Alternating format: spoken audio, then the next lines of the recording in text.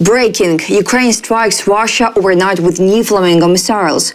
US has exhausted potential to tighten sanctions against Russia, and how Zelensky hopes for EU decision on Russian assets and good signal from Trump. The latest news next.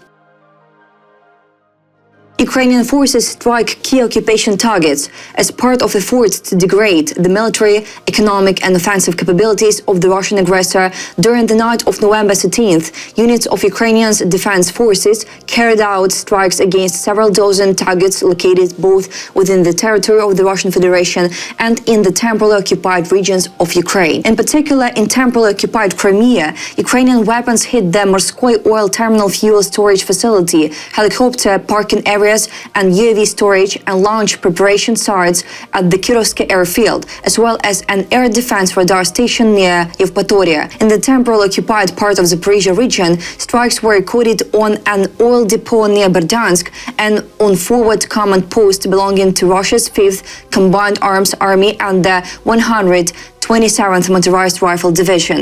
Targets on the territory of the Russian Federation were also engaged. The extent of the resulting damage is being clarified. Ukrainian defense forces continue their systematic fire campaign against facilities used to support the Russian occupation army. The complex strikes involved the use of attack UAVs, loitering munitions, and various types of missiles. During the night, several long-range strike systems were launched, including domestically produced models Flamingo, Bars, and Luty.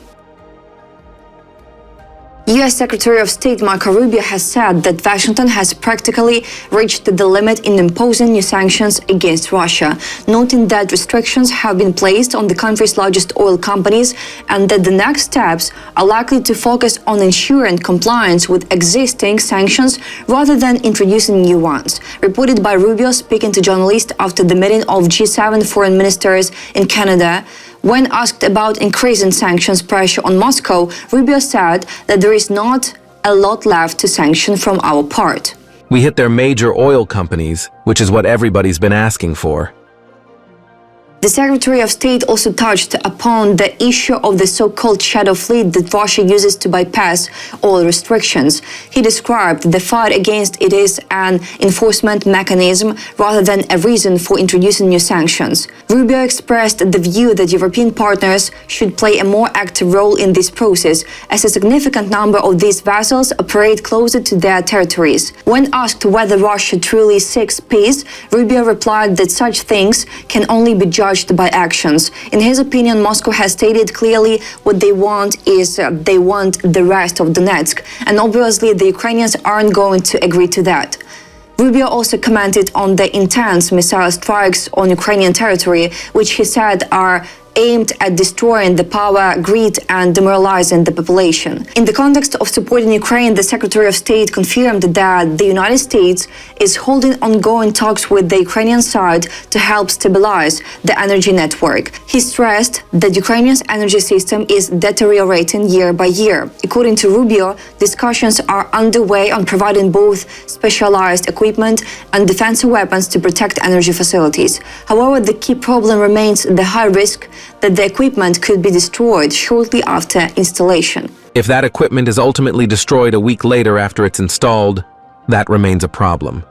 And that's been the history of the last 2 or 3 years. In an interview with Bloomberg Television late Wednesday evening in Kiev, Ukrainian President Volodymyr Zelensky called on the European Union to overcome differences regarding the use of frozen Russian assets, reported by European Pravda, citing Zelensky's interview. According to Zelensky, this funding is crucial for Ukraine's war-torn economy to continue resisting Moscow.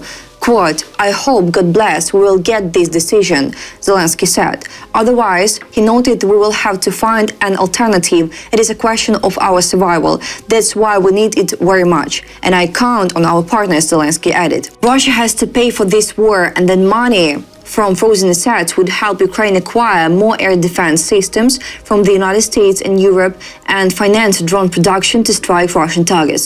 We don't have additional money, and this is the way. And this is fair. He also suggested that US President Donald Trump could send a good signal to European leaders by taking action to use billions in Russian assets frozen in the United States. Trump has more than $5 billion of assets. Maybe he will decide to spend this money. It will help. Past US actions, such as energy sanctions, had spurred European partners also to some strong decisions, he said. President Volodymyr Zelensky has said that the situation in Pokrovsk remains very difficult, but that any decision on a possible troop withdrawal is the prerogative of military commanders on the ground. Nobody is pushing them to die for the sake of ruins. I will support our soldiers, especially commanders who are there, how they can control the situation. Or it's too costly for us. The most important thing for us is our soldiers.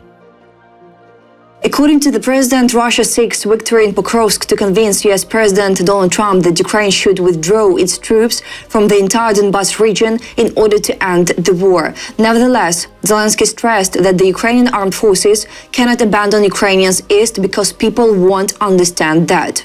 And the main thing is that nobody will guarantee you that if they seize this or that town, they won't move further. There is no deterrent factor. Zelensky added that the Russians don't have that much strength and is attacking Ukraine's energy system in an attempt to force the country into submission before spring. They know that as soon as the energy factor disappears, they don't have other strong factors, the president said. That's all for today. Thanks for watching this video. Support Ukraine, like and subscribe.